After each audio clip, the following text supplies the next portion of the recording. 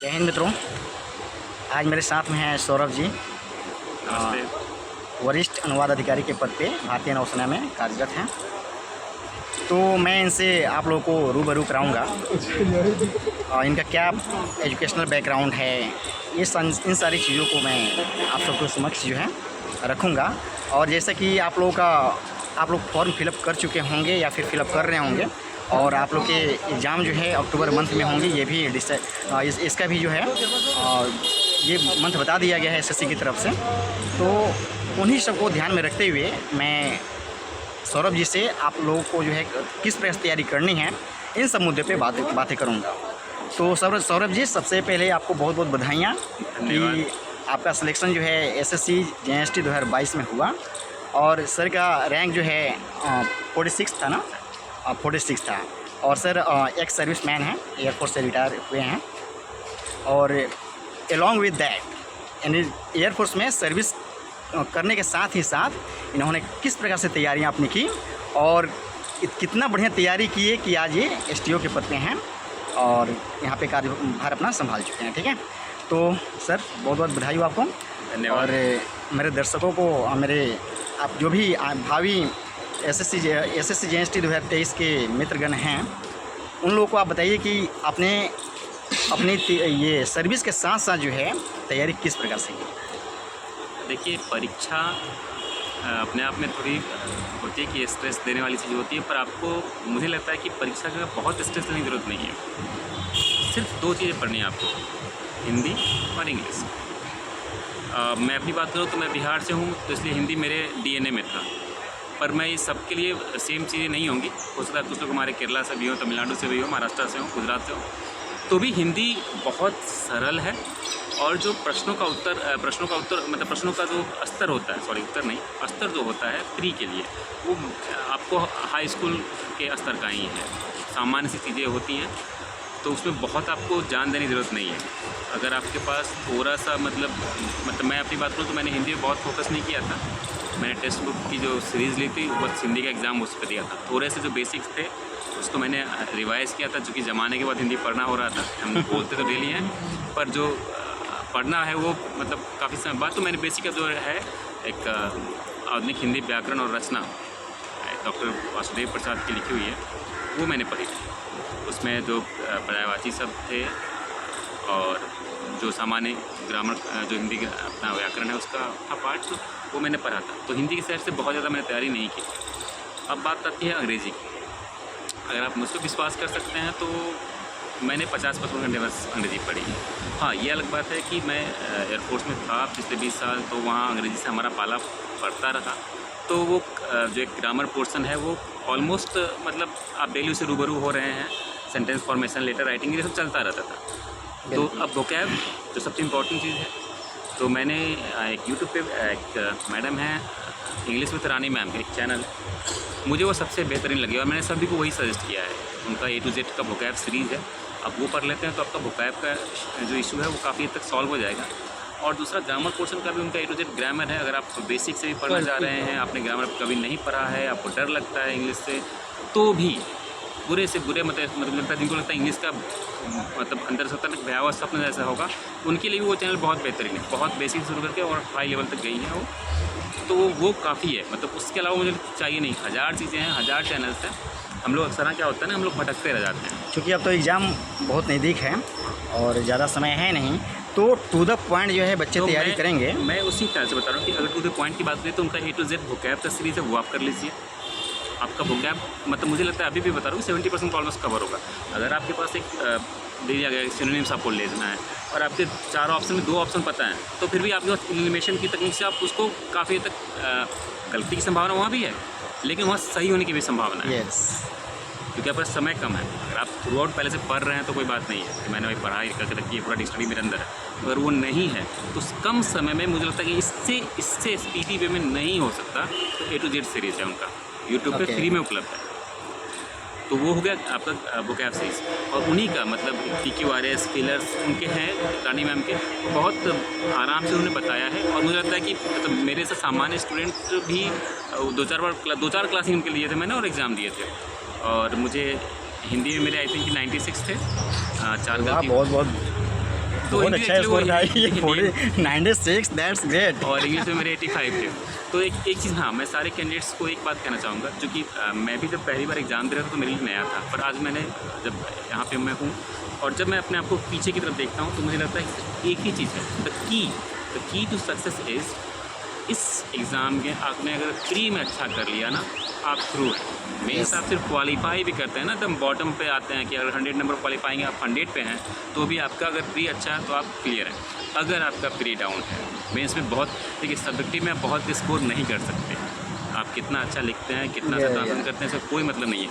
सामने वाले के दिमाग में क्या चल रहा है, वो किस मूड पे आया है, वो कैसे आपकी कॉपी चेक करेगा। बिल्कुल। ठीक है, एग्जामिनर पर बहुत कुछ डिपेंड करता है सेकंड पेपर का। क्योंकि आप क्लेम भी नहीं कर सकते ना।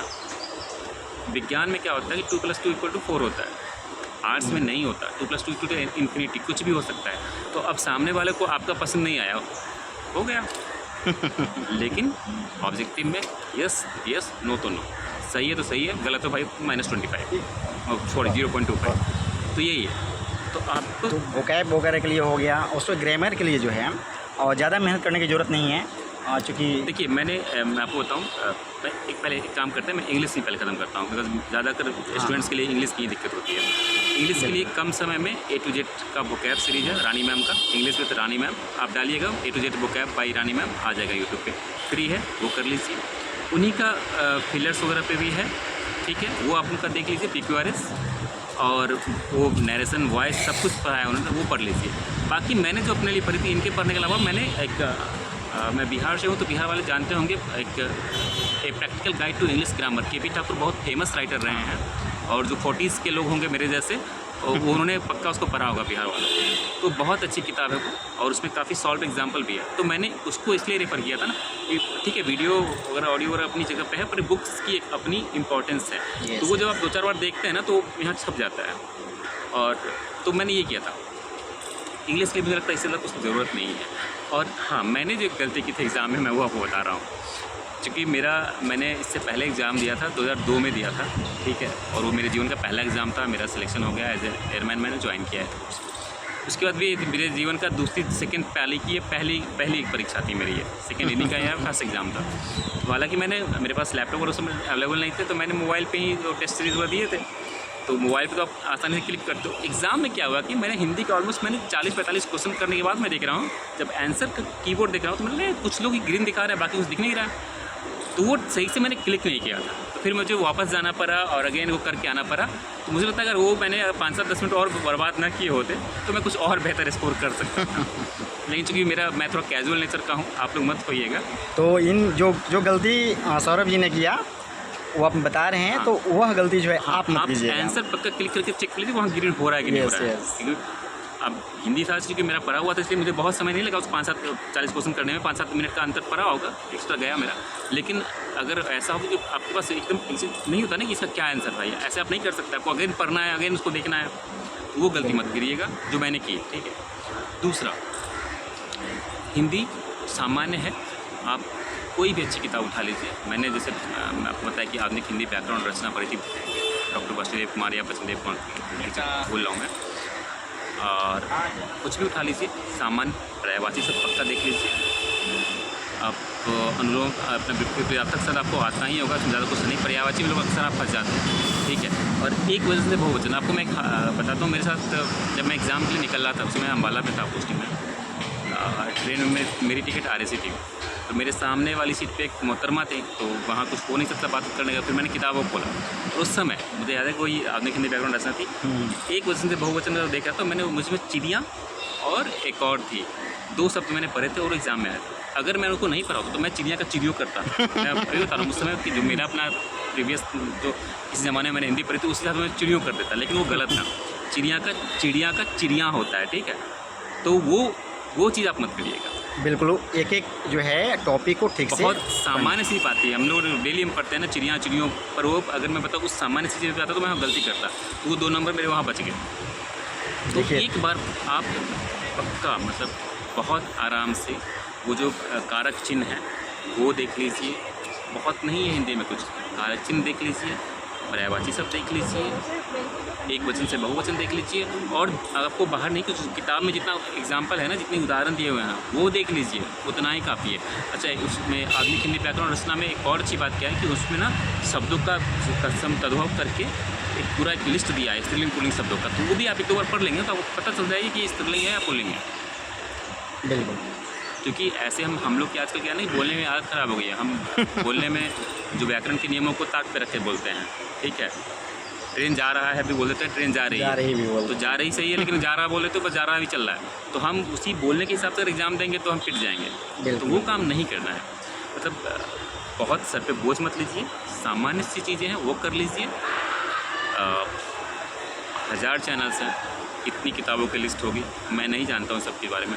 बहुत से लोग आएंगे, आप बोलेंगे ये 10 लाइन रट लो और ये एस्से में डाल देना, सब में चल जाएगा, ऐसा नहीं होता भाई साहब, ठीक है। आप एक अच्छी बात बताइए कि अगर आपको भारत के बारे में लिखना हो, मैं अब सेकंड पेपर की बात कर रहा हूँ, फर्स्ट पेपर में इतना ही है मेरे हिसाब से, बहुत सेकंड पेपर हाँ, कैसे? अच्छा कि जो डिस्क्रिप्टिव की बात कर रहा हूँ, ट्रांसलेशन क्या है, ट्रांसलेशन स्किल है, ठीक है, उसमें आपको अभ्यास की ज़रूरत है, तो आप करते रहिए। मैंने क्या किया था बता रहा हूँ, मैंने जो PGDT इग्नू करवाती है कोर्स, उसके पिछले साल के जितने क्वेश्चन थे ना, मैंने उनको उठाया था, उन्हीं का ट्रांसलेशन कर रहा था कि उसका लेवल ठीक ठाक होता है और ऑलमोस्ट उसी लेवल पे एग्ज़ाम में भी आएगा। यस। और एस्से की बात करते हैं, एस्से में देखिए अभी मुझे लगता है कि 2022 में, अगर जितेंद्र जी भी शायद सहमत हो इस बात से, कि अभी एस्से का पैटर्न थोड़ा चेंज हुआ है। बिल्कुल। ट्रेडिशनल जो पहले था कि बेरोजगारी दे देंगे आपको, भुखमरी दे देंगे, जनसंख्या दे देंगे, वो नहीं है। ट्रेडिशनल जो है ना, जो चीज़ें आ रही थी वो अभी कुछ बदलाव हुआ है। अब आपको थोड़ा सा वो एनालिटिकल दे रहे हैं। जैसे मुझे याद है कि मेरे समय में हिंदी का एक टॉपिक था, एस्से का टॉपिक गांधीवाद और इसकी प्रासंगिकता, मैंने इसी पे लिखा। उसको कितना दिया? अब ये आप मतलब मुझे लगता है कि जितने भी चैनल्स पे क्या कहीं भी ये टॉपिक कहीं नहीं रहा होगा कि गांधीवाद कुछ आ जाएगा ऐसा। अब थोड़ा सा उन्होंने लेवल इसको बढ़ाया है, मुझे ऐसा लग रहा है गांधीवाद की प्रासंगिकता हाँ, वगैरह, तो ये है।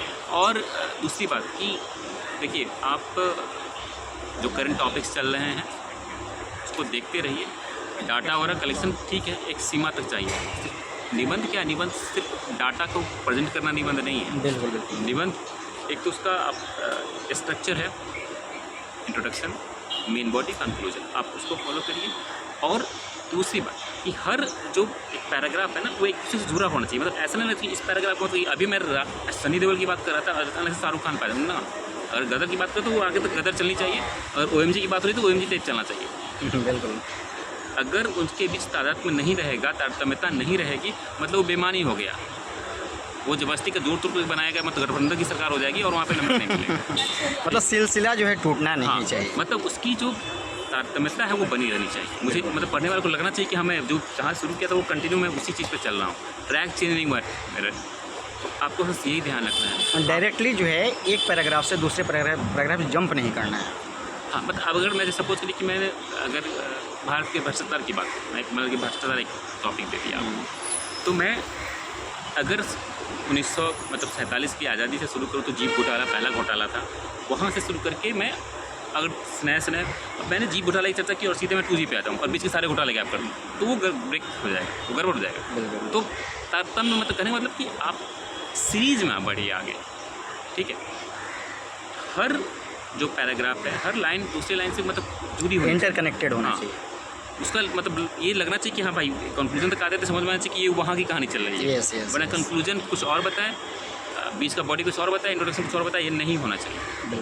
मैं आपको एक उदाहरण देता हूँ, मैं शायद लंबा खींच रहा हूँ। नहीं एकदम मैं आपको बता रहे हैं, ये सब चीज़ें मतलब बहुत बेनिफिशियल है। मैं आपको एक उदाहरण देता हूँ। 2022 में जब मैं एयरफोर्स में, तो हमारे यहाँ हिंदी पखवाड़ा हुआ था ना, तो उसमें एक भाषण का टॉपिक दिया गया था, कोरोना और उसके आर्थिक दुष्प्रभाव। एक मेरे साथी थे, जब उनका भाषण शुरू हुआ तो पहला उनका जो पहली लाइन थी वो थी कि भरा नहीं जो भावों से, बहती जिसमें रसधार नहीं, हृदय नहीं वो पत्थर है जिसमें स्वदेश का प्यार नहीं। देखिए ये पंक्ति जो थी ये देशभक्ति के सेंस में थी, उन्होंने वहाँ डाली थी। गलत था, गलत था। आर्थिक दुष्प्रभाव को आप देशभक्ति के साथ नहीं जोड़ सकते, दोनों की भावना अलग है। मैं वही कहना चाह रहा हूँ कि जबरदस्ती का कोटेशन नहीं डालिए, आपको नहीं आता है कोटेशन, कोई दिक्कत नहीं। एक सामान्य सी बात है, जो सरल है, जो सहज है, वही सुंदर है। गुड, सही बात। निबंध के लिए भी वही बात है। बहुत ऑर्नामेंटल होने की कोशिश मत कीजिए कि 2-4 डायलॉग्स डाल देंगे तो ऐसा कोई चमत्कार नहीं होता। आपने डायलॉग डाल दिया, वो डायलॉग, हाँ, डायलॉग कहीं वो मैच नहीं कर रहा है, क्या मतलब बनता है? बेवजह प्रेशर ले करके कुछ उसमें और ज़बरदस्ती नहीं ठूंसना है, मतलब कहने का नहीं है जो हम लोग अपनी भाषा में बोलते हैं वहाँ पे ज़बरदस्ती कुछ भी ना उसमें मतलब पुट नहीं कर देना है कि टॉपिक से भटक जाए, ऐसा नहीं करना है। बहुत से लोग बोलेंगे कोटेशन डालने से इंप्रेसिव होता है, ठीक है, कोटेशन डालने से इंप्रेसिव होता है, पर वो कोटेशन उसी रेफरेंस में होना चाहिए। अगर नहीं तो नहीं डालेंगे भाई, हम और चीज़ें लिख लेंगे, सामान्य चीज़ें लिख लेंगे। उसका संदर्भित वह होना चाहिए। हाँ, संदर्भ से आप परे मत होइए, सामान्य सी बात है। आपको बहुत बड़े बड़े भारी भरकम वर्ड्स इस्तेमाल नहीं करने चाहिए, मुझे ये लगता है आप सामान्य लिखिए, ठीक है। बहुत से लोग बोलते हैं कि आप अंडरलाइन करिए, मैं उसको नहीं बोलूँगा क्योंकि ये SSC है। कई बार उसके दिमाग में है कि भाई ये हो सकता है कि अलग दिखाने की कोशिश की, क्योंकि वो आपको कहीं मेंशन नहीं कर रहा। और अगर आपको कहीं से लिख के आ रहा है कि हाँ आप अंडरलाइन कर सकते हैं, आप पता कर लीजिए, कोई RT डाल के पूछ सकते हैं, अगर वो बता दे तो बेहतर है। अगर कुछ ऐसा कुछ नहीं है कहीं से लिखित रूप में, औपचारिक रूप में कि अंडरलाइन करना है, तो मत करिए, ठीक है। क्योंकि जो सामान्य सी चीज़ें हैं वो आप मतलब भीड़ से अलग होने की ज़रूरत नहीं है। मालूम पर आपकी कॉपी चेक नहीं हो जाएगी, अनफेयर मीन्स में चला गया, ठंडे बस्ते में गया। बहुत से लोगों का हुआ है, पिछली बार बहुत हुआ है। तो वैसी गलती मत करिए। अंडरलाइन करने, देखिए जो चेक करने वाला है ना, उसे पता है, वो बेवकूफ़ नहीं बैठा है, कोई विद्वान आदमी बैठा होगा। वो अगर पढ़ेगा, उसे लगेगा कि आपका कंटेंट अच्छा है, भले ही उसका मूड पत्नी से झगड़ा करके भी आया होगा तो भी आपको 50% 60% नंबर देगा। और अच्छा अगर मूड होगा तो जो आप डिज़र्व करते हैं वो पक्का देगा। हो सकता है, हर आदमी के आजकल जीवन में तनाव बहुत है, तो जो चेक करने वाले हैं उनको भी तनाव से गुजर देंगे, इस बात को मान के चलिए। लेकिन होता है ना, आपने दूध कितना भी उबल रहा हो और उसके ऊपर पानी की 2 बूंद पड़ती तो नीचे बैठ जाता है। यही है, अगर आपकी सबसे अच्छी लिखावट फर्स्ट इंप्रेशन है, आपकी लिखावट अच्छी है, उसके बाद आपने कंटेंट ऐसा डाला तो वो हो सकता है कि उसके अंदर की जितनी कटुता रही होगी वो एक तरफ समय के लिए बाहर चली जाएगी। और वो है बहुत, अगर दिलदार ना हुआ तो भी आपको एटलीस्ट 60% 50% नंबर देगा। कहता है ना कि first impression is the last impression. तो जो आपका हैंड राइटिंग है इसको बेहतरीन लिखने की कोशिश कीजिएगा, क्योंकि वहीं जो है ना लास्ट में जब नंबर देने की बारी आएगी तो वह चीज़ें उसको मार्क करेगी। मैं एक बार ऐसी ये अपना डॉक्टर विकास देव कीर्ति जो हैं उनको सुन रहा था कि वो भी शायद कॉपी वगैरह चेक करने के लिए उनको बुलाया जाता है, या किसी का कहीं का वो उदाहरण दे रहे थे। बोले किसी से, हाँ, तो दिल्ली यूनिवर्सिटी के एक प्रोफेसर से बोले कि उनसे पूछा कि सर आप क्या पूरा पढ़ के चेक करते हैं क्या? तो बोले नहीं भाई, पूरा नहीं पढ़ता, हम हैंड राइटिंग देखते हैं, फिर कुछ चीज़ें देखते हैं और फिर हम एज्यूम कर लेते हैं। तो हैंड राइटिंग एक ये सिंपल सी बात है कि मैं ही हूँ, मैं भंगे की तरह आ जाऊँ और मैं अभी आपसे बैठा हूँ, तो थोड़ा सा अंतर पड़ता है। तो ये आप ना चाहते हुए जो हमारा पहला इंप्रेशन होगा, जो हमारा कॉपी चेक करने वाले एग्जामिनर होंगे, उनके सामने पहला इंप्रेशन हमारा मेरी हैंड राइटिंग है, कंटेंट उसके बाद आता है। तो कोशिश करिए थोड़ा कम रह जाए। अगर 500 शब्द में लिखना है तो 500 मतलब कि 450 प्लस 550 ये रेंज है ना। हम 550 पे नहीं जाएंगे, हम 450 पे 470 पे ख़त्म कर लेंगे, तो मेरे पास सब कम हो गए, टाइम भी बच गया मेरे पास, तो हम बेहतर लिख लेंगे। 550 के चक्कर में वो अंत में बस कौवा का टांग डालेंगे ना तो गड़बड़ हो जाएगा। मुझे याद है ट्रेनिंग सेंटर में था तो मेरे एक इंस्ट्रक्टर थे घोष साहब, तो उन्होंने मुझे हैंड राइटिंग की डिफिनेशन मतलब कैटेगरी बताई थी कि 3 प्रकार के हैंड राइटिंग होते हैं। आप सुनिए, उन्होंने बोला पहली हैंड राइटिंग वो है खुद लिखे खुदा पढ़े, ठीक है, इस कैटेगरी में कभी मत आइएगा वरना एग्जामिनर वहीं से। दूसरी कैटेगरी है खुद लिखे खुद पढ़े, इसमें भी मत आइएगा। तीसरी खुद लिखे सब पढ़े, इस कैटेगरी में रहना है। हमारी हैंड राइटिंग हमारा ऐसा हो, सब स्पष्ट लिखे हो, वर्तनी की अशुद्धि नहीं करनी है, क्योंकि आप एग्ज़ाम +2 लेवल का एग्ज़ाम नहीं दे रहे हैं, आप MA लेवल का PG लेवल का एग्ज़ाम दे रहे हैं, ठीक है, आप ट्रांसलेशन ऑफिसर बनने जा रहे हैं, ठीक है। तो आपसे ये उम्मीद की जाती है कि आप रोल मॉडल होंगे, आप अपने ऑफिस के रोल मॉडल होंगे जहाँ हिंदी और इंग्लिश की बात हो, वहाँ आपसे ये उम्मीद की जाती है कि आपकी वर्तनी वाली मिस्टेक, स्पेलिंग मिस्टेक्स नहीं है, इस पर फोकस करना है। ओके सर, ये आपका फर्स्ट पेपर में 180 था, सेकंड पेपर में कितना था? सेकंड पेपर में मेरे 102 नंबर थे, 102। मैं अभी बता रहा हूँ कि आप डिस्क्रिप्टिव पे नहीं क्लेम कर सकते कि आपने क्या लिखा नहीं लिखा। मेरे एक मित्र की बहन है, उनका EWS में भी वो रायपुर में ज्वाइन किया उन्होंने, उनके 124 है, तो कई बार मैं उनको गाइड कर रहा था तो वो भी बोले कि भैया आपका तो कम से कम 20 आएगा ही आएगा, तो वैसा नहीं होता, ठीक है। ये तो मतलब आप आप लिख रहे थे, लेकिन जो चेक करने वाले हैं उस पर भी मैं निर्भर वही करता बता है। रहा हूँ, मैं वही बता रहा हूँ परसेंट कि डिफर आप करता है। डिस्क्रिप्टिव में क्लेम नहीं कर सकते कि मेरा 60% आ ही जाएगा। बिल्कुल। ठीक है, मुझे भी ये हमारी थी कि 60% लगेगा, पर मेरे नहीं आया। बट मेरा नहीं आने से भी मेरा बहुत कुछ नहीं बिगड़ा, क्योंकि मेरा प्री में 180 था, वो एक अच्छा स्कोर था। उस स्कोर के बाद मैं निश्चिंत था, मतलब मेरे तो पहला एग्जाम था, मतलब जितने लोग जानने वाले थे इस एग्ज़ाम को वही बोले कि आप सौरभ निश्चिंत रहो, मतलब आप सिर्फ क्वालिफाई कर लो सेकंड पेपर में, आपका कहीं नहीं हो जाएगा, भले लास्ट आदमी हो आप, पर यस। तो प्री पे फोकस करिए। ठीक है, मेंस में बहुत तोप चलाने की जरूरत नहीं है, सामान्य शब्द, सामान्य वाक्य संरचना बस लिख लीजिए। भारी भरकम जो भी शब्द हैं उससे बचना है। ठीक है, ऐसा लिखिए कि सब कोई पढ़ ले, और सिंपली वे में जो है अपनी बातों को रखिए। निश्चित तौर पे जो भी एग्जामिनर होंगे और आपको अच्छा मार्क्स देंगे।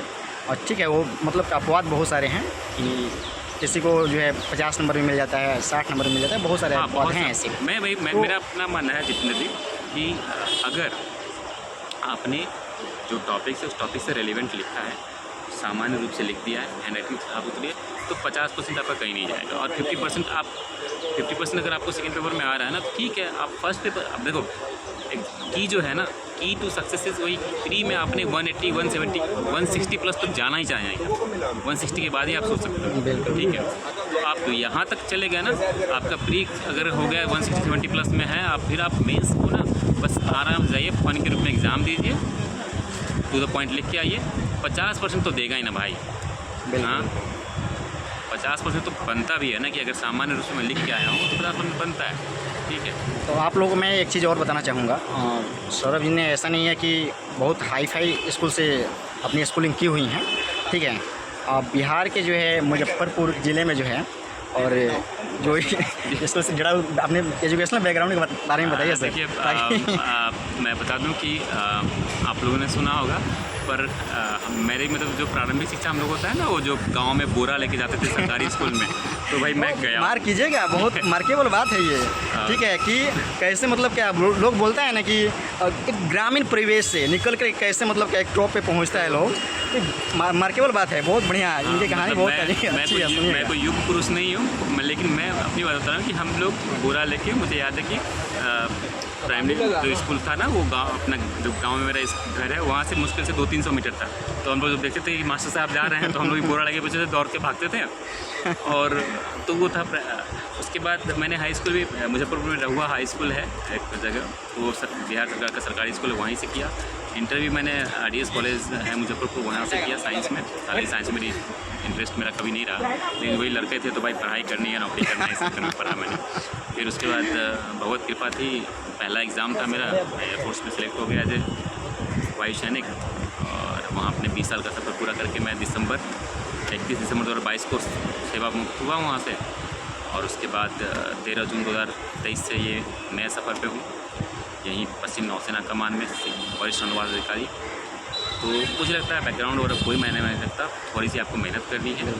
और मेहनत देखिए, सफलता की जो मेहनत है ना, मतलब अब मुझे अगर रेलवे स्टेशन जाना हो और सामने वाली रोड जा रही हो, ठीक है, 5 किलोमीटर की दूरी पर रेलवे स्टेशन है, तो मुझे क्या करना है, उस रेलवे स्टेशन वाली डायरेक्शन में 5 किलोमीटर जाना है। मैं अपोजिट डायरेक्शन में अगर 10 किलोमीटर भी जाऊंगा तो मैं रेलवे स्टेशन नहीं पहुंचूंगा। Yes. सफलता में यही बात है, सही दिशा में आपको मेहनत करनी होती है। बहुत बड़ी चीज़ बोल गए। आप देख लीजिए कि इतने लोग जब जाएंगे चैनल्स पर, चैनल इतनी किताबों की लिस्ट होती है, ये किताब पढ़ा, वो किताब, मैंने तो कुछ नहीं पढ़ा भाई। और मैं अभी भी दावे कर सकता हूँ, मैं बैठ के प्री क्वालिफाई कर सकता हूँ। देखिए, मुझे थोड़ा सा बस 2-3 दिन टाइम दे दो, मैं एक बार वो रानी मैम का रिवाइज कर लेता हूँ और मैं दे सकता हूँ, मैं क्वालिफाई कर सकता हूँ। This is confidence. हाँ, मैं ये शो कर रहे हैं क्योंकि इन्होंने लेबर किया है। मैं इसलिए बोल रहा हूँ सामान्य रूप से जो चीज़ पढ़ी है दुरुस्त, मतलब मैं बता रहा हूँ, ज़्यादा फैलाइए मत अपने आपको। मतलब मैंने अगर ये इतना पढ़ा है ना, तो ये पढ़ा हुआ है भाई, इससे तो कोई नहीं जाएगा। अब ये पढ़ लिया और इतना फैला लिया अपने आपको, बाद आया तो यार ये पढ़ा तो था, ऐसा नहीं करना है। मतलब इनके कहने का मतलब है 10 किताबों को एक बार पढ़ने से कहीं बेहतर है कि ये किताब को 10 बार पढ़िए। देखिए, अगर ग्रामर आपने नहीं पढ़ा है बेसिक, तो एक तो रानी मैम का चैनल, उसके अलावा मुझे लगता है KP ठाकुर किताब बहुत अच्छी किताब है, ये practical guide to English grammar, ठीक है, भारती भुवन की है। अभी भी आती है किताबें, अब उसके चाहने वाले कम हो गए, क्योंकि आजकल बहुत से लोग आ गए, बहुत सी किताबें आ गई, पर मुझे वो आज भी वो किताब मुझे लगता है बहुत अच्छी है पढ़ने के लिए। बेसिक बहुत आपको कॉन्सेप्ट दे देता है। जब मैं इसका टेक्स्ट बुक पे सीरीज़ दे रहा था, सीरीज़ पक्का दीजिए। सीरीज़ देने से क्या होता है ना, टेस्ट सीरीज जो है, टेस्ट सीरीज पक्का दीजिए, उससे आप जज करते हैं। और उसकी तैयारी के लिए नहीं कि तैयारी करके देंगे, नहीं अभी से शुरू कर दो भाई, ठीक है, अभी से शुरू कर दीजिए, तो वो टेस्ट सीरीज़ बेहतर है। तो उसी टेस्ट सीरीज़ में कई बार मतलब नरेशन में कई बार ना मेरे मतलब डाउट हो जाता था, ये होगा वो होगा, तो मैंने KP ठाकुर को पढ़ा, उनके एग्जाम्पल्स को देखा, फिर मेरे दिमाग में आया ये होना है। तो वही चीज़ है कि आप दुविधा में मत चलिए। एक तो मैंने मारा तुक्के में सही हो गया, लेकिन तुक्के पे तो एग्ज़ाम नहीं चलता ना, तुक्के पे 1-2 सही होगा, तुक्के तो सभी मारेंगे। हाँ, 1-2 गलत होगा तो -0.25 तो हो गए, तो बात बराबर। तो मतलब बेहतर यही है, सामान्य सा, मतलब बहुत तोप चलाने वाले काम कुछ नहीं करना है आपको। सिर्फ आप MTS का भी एग्ज़ाम दे दो, आई थिंक मुझे नहीं पता MTS के बारे में क्या पूछते हैं, पर मुझे लगता है कि रीजनिंग, मैथ, इंग्लिश, GK पूछ ही लेते होंगे। यहाँ तो आपको सिर्फ हिंदी और इंग्लिश पढ़ना है, और इंग्लिश भी कोई ऑक्सफोर्ड लेवल का इंग्लिश नहीं है, और हिंदी भी कोई मतलब काशी विश्वविद्यालय वाला टाइप नहीं है, सामान्य हाई स्कूल का स्तर है, ठीक है। जो चीज़ें अब आजकल छोटे छोटे बच्चे पढ़ रहे हैं हाई स्कूल के, वही पढ़ना है हिंदी में आपको, ठीक है। थोड़ी सी याद करना है पर्यायवाची सब, चूँकि आजकल हिंदी हम लोग कम पढ़ रहे हैं, कम लिख रहे हैं, तो यहाँ पे याद करना ज़रूरी हो जाता है। पहले पता होता था, अब मच्छर का पूछ देगा पर्यायवाची सब, तो हमें पता नहीं, हम तो जीवन में मच्छर देखें, तो वो थोड़ा पढ़ना पड़ेगा, ठीक है।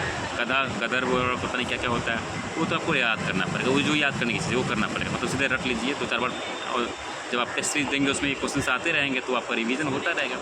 तो हिंदी में इतना ही करना है। इंग्लिश में भी वोकैब रानी मैम को पढ़ लीजिए, ग्रामर भी उन्हीं से पढ़ लीजिए, उनका सॉल्व है, ठीक है, वो भी आप देख लीजिए, बहुत मतलब उनका कंटेंट काफ़ी है। मुझे लगता है कि उसके अलावा किसी और चीज़ को पढ़ने की जरूरत ही नहीं पड़ेगी आपको। और उसके बाद भी कुछ लगता है कहीं कुछ डाउट होता है, तो मुझे लगता है KP ठाकुर की जो ग्रामर किताब है बहुत बेहतरीन किताब है। मैं बाकी किताबें और हिंदी में मैंने वही आधुनिक हिंदी व्याकरण रचना, ये 2 किताबें मैंने पढ़ी थी, तो यही 2 मैं बता रहा हूँ। मतलब ऐसी किताबें बहुत कुछ है, पढ़ते रहिए, ज्ञान ही होना अलग जाता है, हमें एग्ज़ाम को क्लियर करना है, एग्ज़ाम क्लियर करना, ज्ञान बढ़ाते रहिए, तो हमारी प्रोफेशनल रिक्वायरमेंट हम करेंगे ही, करना ही पड़ेगा आपको। लेकिन अभी क्वालिफाई करने के लिए इतना ही करिए कि जो कंटेंट है आप उसको देखिए क्या पढ़ना है और कितना पढ़ना है। मैंने यही पढ़ा था, तो मैं अपनी बात बता सकता हूँ। चलिए सौरभ जी, बहुत बहुत धन्यवाद कि आप जो भी भावी मित्र आने वाले हैं उनको एक बेहतरीन ढंग से आप जो ज़मीन से जुड़ी चीज़ें थी उसको आपने रखा। आप लोग ये बिल्कुल मत सोचिएगा कि रानी मैम का नाम लिए हैं तो ये प्रमोट कर रहे हैं उनको। इन्होंने जो धरातल से जुड़ी चीज़ें थी उन्हीं को इन्होंने बताया, ठीक है। मैं किसी का ब्रांड एम्बेसडर नहीं हूँ, ठीक है। मैं 20 साल एयरफोर्स में रहा हूँ, वहाँ हम ये सब काम कर भी नहीं सकते, और उसके बाद मैं बहुत कैजुअल नेचर का आदमी हूँ, ठीक है। और एक जो है सच्चे देशभक्त और एक बेहतरीन पारी खेल करके एयरफोर्स से आए हुए हैं, और यहाँ भी बहुत बेहतरीन ढंग से अपनी पारी को खेल रहे हैं। मैं आपको एक चीज़ बता दूँ कि मतलब आपको हो सकता है कोई और चैनल पसंद आपको पढ़िए, मतलब मेरे कहने पर मत जाइए। मुझे ये अच्छा लगा, मुझे ये लगा कि कम समय में और वो कंटेंट अच्छा है, वो मतलब रानी मैम मैं इसलिए रिस्पेक्ट करता हूँ कि उनका जो कंटेंट है और उनका पढ़ाने का तरीका है उसमें कहीं मार्केटिंग नहीं है, ठीक है। 10 लाख 15 लाख कितने सब्सक्राइबर मैं इस पर नहीं जाना चाहता, ठीक है। मतलब अपने सब्सक्राइबर से जो है ना किसी की क्वालिटी निर्धारित नहीं की जा सकती है। आपने वो सुना होगा ना, दिल आया गधी पे तो परी क्या चीज़ है। तो अगर मुझे गधी पसंद है तो मैं गधी, लेकिन मैं परी के पीछे नहीं जाऊँ। तो जो मुझे समझ में आता है, मुझे लगता है कि मुझे रानी मैम नहीं, मुझे राधा मैम पसंद है, तो राधा मैम को पढ़ लूँगा मैं। लेकिन हाँ, आपको ये ध्यान रखना है कि आपके पास समय कम है, तो जो बेहतर कंटेंट दे रहा हो उसको पढ़िए, ठीक है। जो देखिए अभी 1000 लोग बोलेंगे पहाड़ पे चढ़ जाओ, एवरेस्ट से कुछ, वो नहीं करना है भाई, ऐसा कुछ भी नहीं करना है। सिंपल 2 ही पेपर है भाई, इंग्लिश और हिंदी। और नॉर्थ के जो लोग हैं उनकी हिंदी उनके रगों में बहती है, उनके DNA में है, तो उनको हिंदी के लिए बहुत सोचना भी नहीं, थोड़ा सा अंग्रेजी पढ़ लेना है, ठीक है। कुछ मेरे से जो हाई स्कूल टाइप बुरा लेके जाने वाले होंगे तो उनको थोड़ी अंग्रेजी से डर लगता है, तो वो थोड़ा पढ़ लें इंग्लिश, उनके ग्रामर किताब कोई बेसिक उठा लीजिए। मैं तो KP ठाकुर सजेस्ट करूँगा, बाकी आप कुछ भी पढ़ सकते हैं। मैं किसी ब्रांड प्रमोशन के चक्कर में नहीं हूँ, मैं सिर्फ ये हूँ कि आप अनवांटेड जो इधर उधर भटकने का चक्कर करेंगे ना, उससे बचिए। समय कम है और मैं उम्मीद कर रहा हूँ कि आपसे हमारी मुलाकात होगी। मैं नेक्स्ट JTOs और STOs से मिलने के लिए बेताब हूँ। आप सबको बहुत बहुत शुभकामनाएँ और मेरी तरफ से हार्दिक, चलिए बहुत बहुत धन्यवाद सर, ठीक है। और तो मित्रों, आप लोग समय ज़ाया ना करें, और फॉर्म फिलअप कर चुके हैं तो तैयारी में पूरी तरह से लगन से लग जाएं। और ऐसे ही ना मैं और मित्रों का जो मतलब क्या तरीका रहा उन लोग उनके सक्सेस का, और किन किन चीज़ों ने मतलब मुख्य रूप से भूमिका निभाई। तो और मित्रों से रूबरू मैं आप सबों को कराऊंगा जो भी SSC JST 2022 में मतलब चुने गए हैं। तो तब तक के लिए सौरभ जी ने अपने रणनीति को बताया। एक चीज़ मैं और चलते आपको कहूँगा, एक हरिवंश राय बच्चन की मधुशाला की एक रुबाई है जो मदिरालय जाने को घर से चलता है पीने वाला, किस पथ से जाऊं असमंजस में है वह भोला भाला, अलग अलग पथ बतलाते सब पर मैं यह बतलाता हूँ, राह पकड़ तू एक चला चल पा जाएगा मधुशाला। बस एक रास्ता पकड़िए, आगे बढ़िए, यही सफलता का सूत्र है। पटकिए। चलिए मित्रों, फिर मिलते हैं नेक्स्ट सेशन में। और बहुत बहुत धन्यवाद, हार्दिक नमस्कार। और आप सबको आप लोगों की सफलता के लिए मेरी हार्दिक शुभकामनाएं। चलिए हम दोनों तरफ से आप सबको जय हिंद।